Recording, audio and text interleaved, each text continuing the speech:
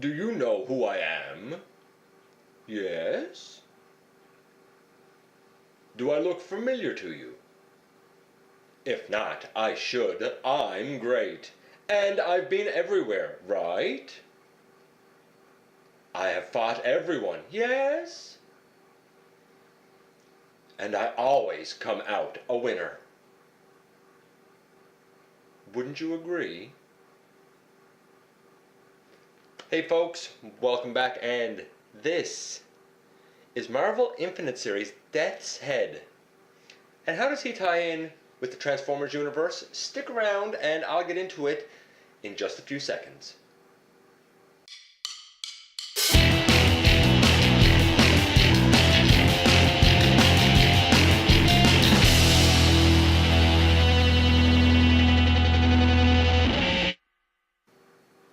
Okay folks, welcome back to the channel. This is Dennis Moulton, aka GotBot. And as always, please check me out across social media. Check out my first novel, The Everything Factor, and have a look at my ongoing monthly series, Machinery of Man. And we need to do a couple of housekeeping things. First, when I did recently the review on Transformers Generations RC, talking about her upcoming reissue, I neglected to include this. In Canada, actually in my area, we never did receive the wave with her and Chromia, and I ended up ordering her from TF Source, and when I did, lo and behold, to my surprise, I got the comic with her. It was a fun read. She doesn't really figure very prominently into it at all. It may have been a part of Dark Cybertron, maybe? Perhaps? I know it's the one where Megatron earns or takes an Autobot insignia. Anyway, it was a good read. I don't really think it was a spotlight, but it was a good read, and it was a bit of a surprise for me to get it, and I enjoyed it. Also, a little while ago, I did an odds and ends review, and I looked at a whole bunch of different things that I have that aren't actual figures, but are, I guess, other things as a collector that you might have. And following that, I got this guy. It is, a little movie Optimus Prime figurine, and I have a Transformers Prime Megatron. I know it doesn't really seem like they match up, and they kind of don't, but I do put them next to each other, and the detail on this guy is fantastic. I mean, look at the detail on the head, the bright blue eyes, even the detail on the back of his head. The body detail, as small as it is really, really good. He's impressive. Starscream girlfriend got him for me, and I appreciate her getting him, and he now sits on my shelf alongside the figurine for Transformers Prime Megatron, and honestly, they look pretty good together. Even the paint on this guy is fantastic. The silver really, really glows on him. Anyway, that's the couple of housekeeping things I wanted to get out of the way, and now we'll get into this guy. This is the character known as Death's Head, and it is a Marvel character.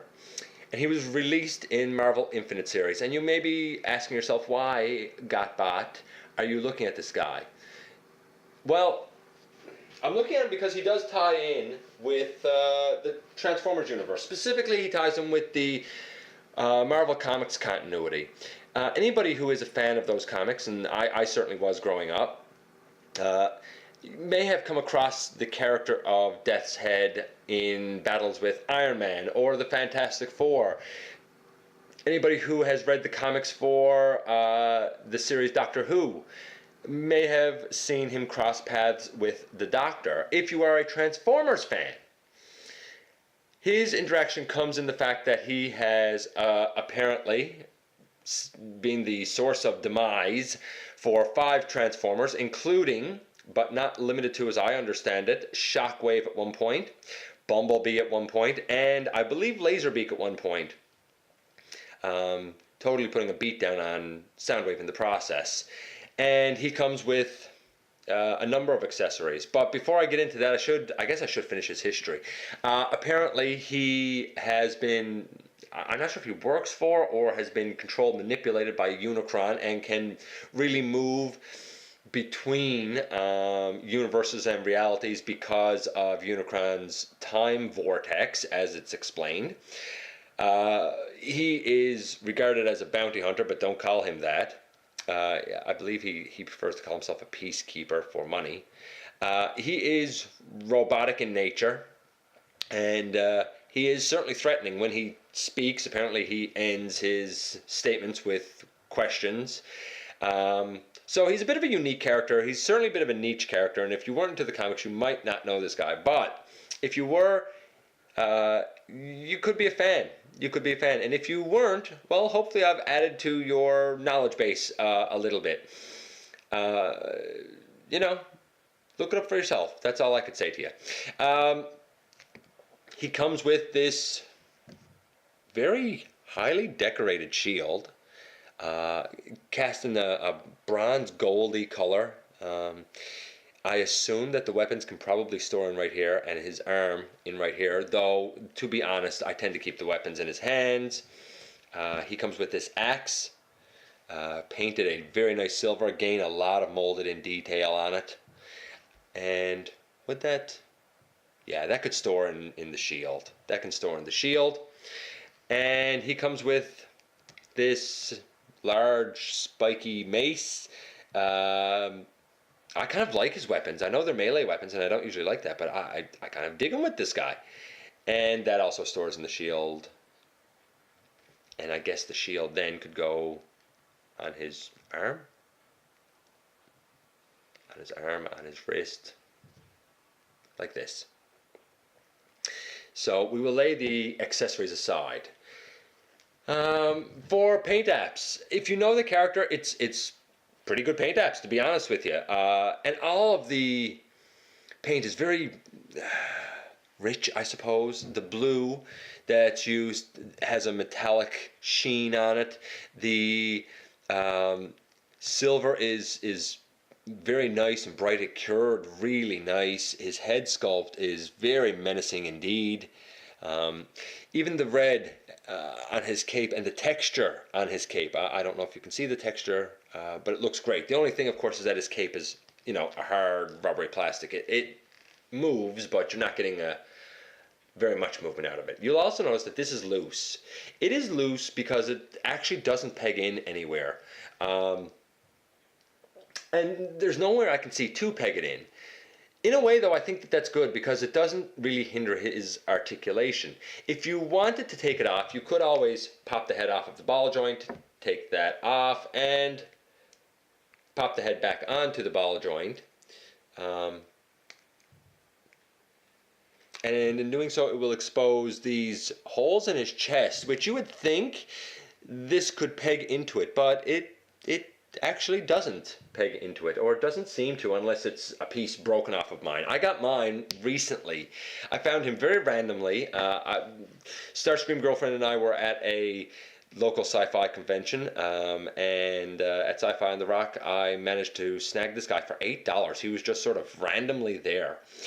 His skirt piece also isn't attached, but I don't really see a way to remove that. I don't, you know, I mean, he looks, again, even like this, he looks menacing and threatening. So paint apps, I'm giving the guy a 10. I'm giving the guy a 10. Transformation, obviously, he's going to get a 0 because he doesn't transform. But he's, you know, he's a bit of a different dude. Posability, playability. Well, the head is on a ball joint that looks all the way up, and it looks left and right. You can go all the way around. The shoulders go, you know, out about that far, and they go into the body. The elbows bend to 90 degrees. I'm kind of surprised that there's not a double joint there, but there isn't. 90 degrees, basically. The wrists swivel. There's a bicep swivel. His waist does swivel, which is also nice. The legs go, you know, well out. A little hindered maybe by the hip skirts. Maybe not. They go, you know, back a little bit. He does have a nice double jointed knee. That's really nice. There's a thigh swivel, and the ankles, the ankles can pivot around and lean down a little bit and up a little bit. I don't think there's any side to side. He can hold some dynamic poses if you can get him in them. The big weakness with this guy is that in terms of his ability to do the splits, he only gets this far. He's not going to be a gymnast with prowl. That's for sure and certain. Overall score for this guy. Well, we can't include transformation because it's just not fair to include transformation. Overall score for this guy, taking into his 10 paint apps, taking into his posability, playability, being, we'll say about a 7. This guy's scoring about an 8.5. It's not a figure that you need to have. I just picked him up randomly because I saw him and I knew his connection to the, to the Transformers fandom and universe. So I picked him up for a bit of fun. Anyway, that ties it up for this one. Hopefully you've enjoyed having a quick little look at someone a little bit different, even if a little bit scary looking. Look at that face. It's beautiful. Wow. Yeah, if you get a chance to get him and get him for cheap, I got him for $8. If you can get him for cheap and pick him up and add him to your collection, hey, why not?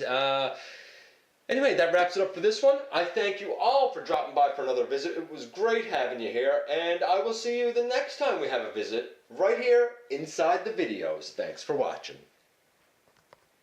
Oops, just one other thing before I go. If you're wondering how this guy scales with a deluxe figure, there you go. I mean, he's basically the size of a small deluxe, so he can scale pretty good, and he kind of fits in, with your collection pretty well, I think. Anyway, that was just an add-on. Sorry about not doing that earlier. Now I'll say, thanks for dropping by, thanks for watching, and I look forward to seeing you again when we have another visit right here inside the videos.